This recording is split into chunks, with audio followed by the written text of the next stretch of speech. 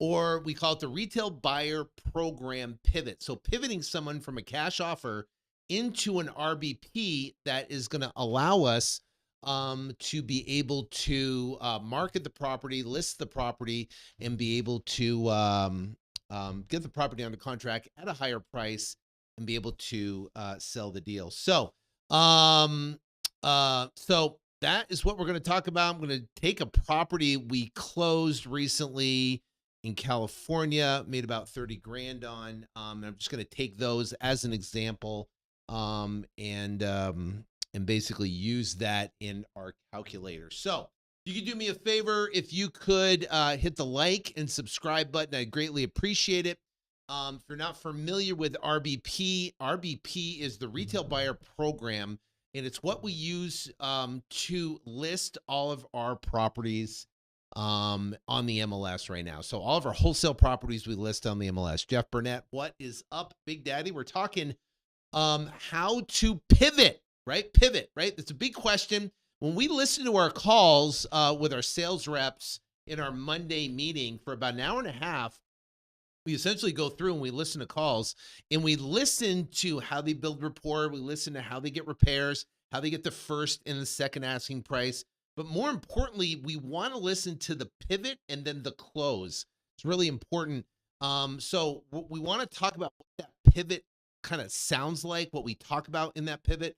And then in later videos, we can talk about the actual close, overcoming objections, that whole process. So, all right, so what I'm going to do is I'm going to take this property right here.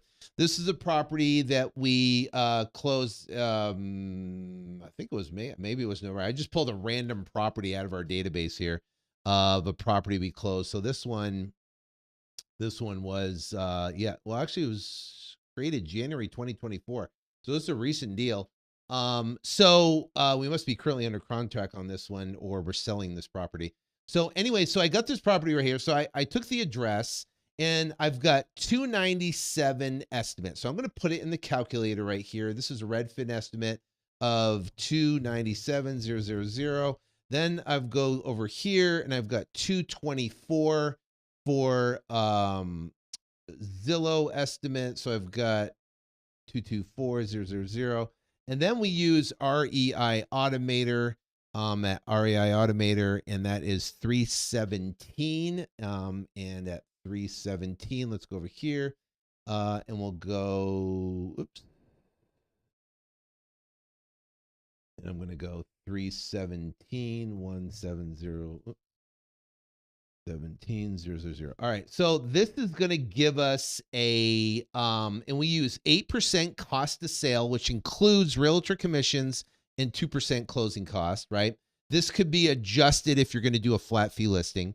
85% of the retail exit. So this takes an average price, adds these up, divides by 3. Gives us an average price, and then takes 85% of that number, which is 237, and then we have the seller asking price. So what we're doing is we're having a conversation with the seller. We're getting the first asking price, and then we're getting the second asking price out of the seller after we go deep in repairs. So it's critical to get the second asking price because that becomes a target that we want to try to meet. Maybe we can, maybe we can't, depending if they're realistic or not. Now, if someone tells you a second asking price after you're talking about all the repairs, you pay cash and can close quickly, they give you a second asking price, and the second asking price is essentially retail, then there's no reason to go on and spend a half hour to 45 minutes gathering your comps, pulling your data together, figuring out your contract, and then actually getting on the phone with them and making an offer because they're not realistic. So in that particular case, I would say, hey, listen, we're not a retail buyer. I'm not going to live in the property, although it sounds great. I'm essentially an investor to make a profit. And so we have to have some wiggle room. So if you're not flexible, I really don't have any place to go, and there's really not a way for me to help you out. So you got to kind of confront that issue on that second asking price. So now what happens is they give us a second asking price. And let's say in this case, the second asking price is, let's say, $650, right? They want, or $650, that'd be nice. $250. right? So they're 250,000. So this right here, the calculator is going to say needs approval because it's over our cash and our pivot number. So we have a cash number, we have a pivot number, and we have a $57,000 difference between the cash and the pivot. So what we have to do now is, and they want, say, 250,000, which is at or close to retail. If that's their second asking price, I can tell you right now, my conversation would be with the seller. Say, listen, I'm an investor. We need to be able to make a profit. If you're not flexible on your price, I really don't have anything, I can help you. Your best bet is to list your property with a realtor to try to get the highest price, but know that you're going to pay real estate commissions, closing costs, and fees.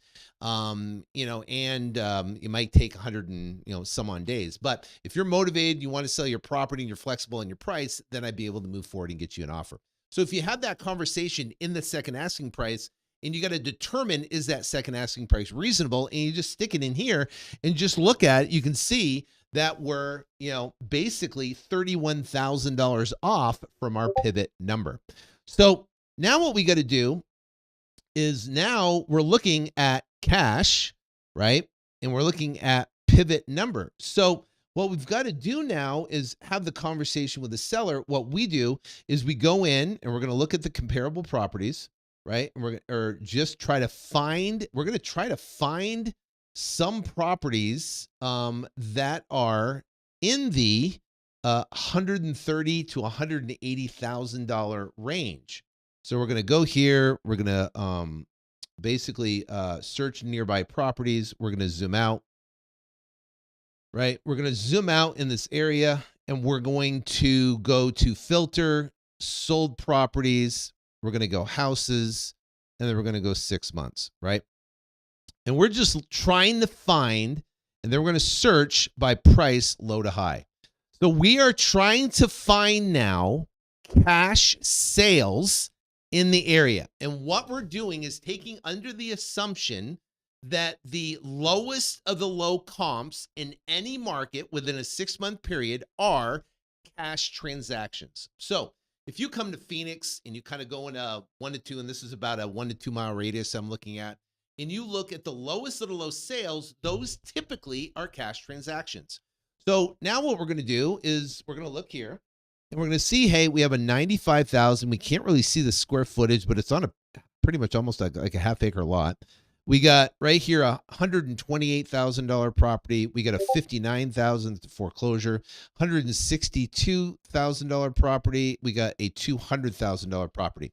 So if I'm looking here and I need to make an offer in this area, right? Now I'm going to be talking about the cash transactions that have happened. There's a cash transaction that happened for, $128,000 over here on Howard Street. There's another cash transaction that happened on 7th Street for $95,000.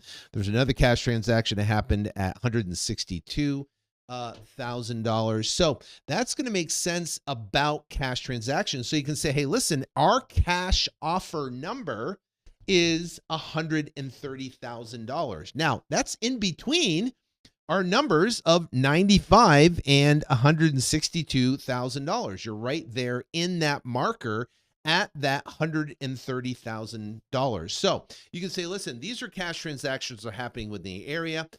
Based upon that, based upon your property, based upon the condition, based upon, whatever, then our cash number for the property is going to be $130,000. Is that a number you can make work? Now, 2 things are going to happen. Number 1 is it's going to be off from their asking price. Now we're $100,000 off from their asking price. Now, in real estate, we know, or negotiation, whoever names the first number first loses. So what we want to do is have them ask them what their asking price is, talk about repairs, ask them that, listen, if we pay cash, we can close fairly quickly and we can close on your timeline. What's the minimum cash you do? What's the rock bottom you take? And they go, well, instead of, 250, I'll take, 200 for the property. Say, great. Right. So they go 200,000, still we're $18,000 off, still needs approval. And now you're going to talk to the seller and make an offer. Now, when we're making an offer to the seller, we have to understand that we have to look at a couple different things. Number one, we have to look at what is selling potentially cash in the area. And those are typically the lowest of the low sales that have happened within a 1 to 2 mile radius within the last, I try to find properties at least within a 1 mile in the last 3 to 6 months and try to look at for the lowest of the low sales that are going to, kind of verify or justify our cash number, right? So that's number one. Number two is we're going to look at the current microeconomic environment of what's happening in their particular area. So how do we do that? Well, first off, we're going to talk about this particular area. Now, when we look at this, this looks robust. So this looks like there's a lot of sales. But what if you actually went in and you looked at, you kind of zoomed out, a couple miles and you're looking at properties in the area and you found no sales, right? There's maybe 2 or 3 sales. That means it's a depressed area and you're going to have to offer lower on your offer because there's not a lot of activity going on, right?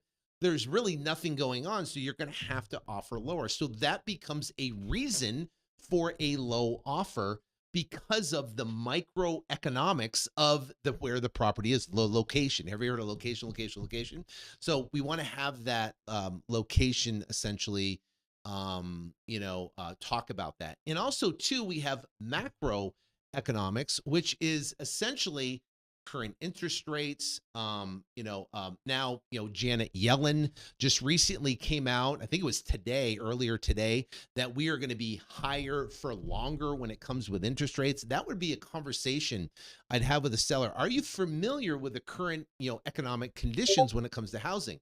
Well, at housing, we're at one of the lowest affordable, or one of the highest unaffordability rates that we've ever been at right now.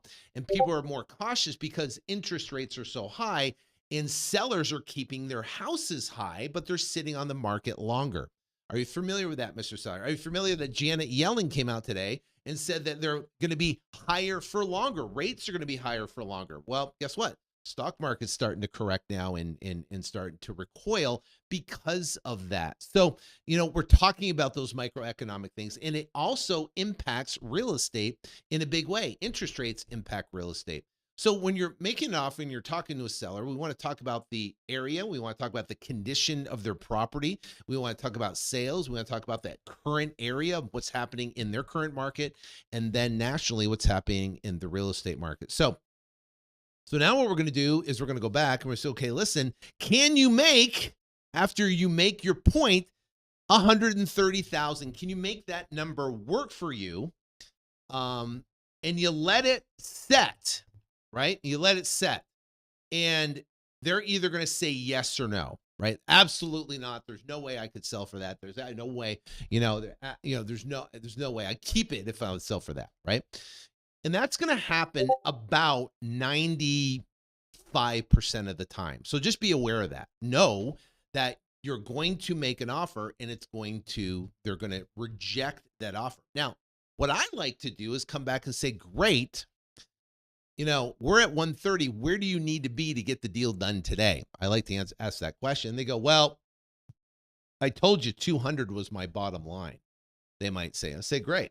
Well, I can't really get to 200, but I can get close. We have a program called the Retail Buyer Program, and I can get you $57,850 more if, you qualify. And good news is I've got your property to qualify for the Retail Buyer Program at a $188,439 offer. Now, be precise in your offer. So what's great about the qualification, and now we're talking to sellers, say, great, can you make the 130 work? Absolutely not. Say, great, I've got good news because your property qualifies for our Retail Buyer Program, right? And I can get you $57,000 more or $188,000. It's close to the 200 you want. If I can do that, right? Would you like to hear about it? Yes. Okay, great. Here's how the Retail Buyer Program works. This is the pivot. First off, number one, at the cash number, right? We are the buyers, or our partners are the buyers, and it's going to be a cash transaction, and it's going to be on a faster timeline, right? And it's going to be as is. On a retail buyer where we get you $57,000 more, we're not the buyer on that particular deal. And what we do is, between our extensive network and the use of the MLS, we will locate a buyer for you. And what will happen for you is you don't have to pay any real estate commissions, closing costs, or fees. You don't have to deal with any of the hassles of the paperwork. We even can work it to where you don't have to deal with the hassles of people coming in and out of your house all, on random hours of the day. But what we can do is get you that $57,000 more, get you $188,000, and we can do it in 30 business days to 45 business days or less. If we could do that, make that happen for you, is that something you would like to move forward with? Or is that something you would agree to? And they say, yes, great. Now, I get people ask all the time, so what's the difference between doing this and then working with a realtor? Really, when it comes down to it, we can use our, network. We might have realtors or agents that we've worked with before, or we might have cash buyers in a certain particular area we could potentially sell the property to. Or what happens, we list the property on the MLS. Now, we list 99% of our properties on the MLS with this particular method. So why would someone go with us then versus a realtor?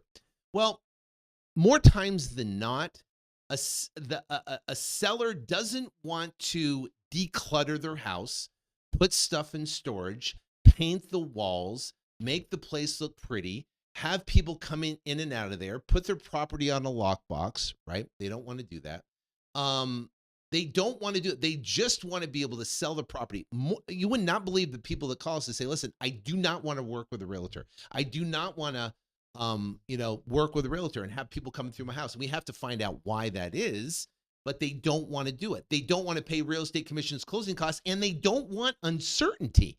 They want to know that they're getting $188,000 within a particular time period. That's number one. That's for someone that might be a homeowner that's living in a property. More times than not, though, we're dealing with problems like problem tenants, vagrants, properties that they're out-of-state owners and the tenant moved out, left the property trashed, and the seller from out of state doesn't want to fly and fix up the property and deal with it. They just want to get it sold. They want to get it sold. They don't want to deal with it, and that's where we're going to step in. So there are more of the, like I'm dealing with a guy right now in California. There's a vagrant living in the property.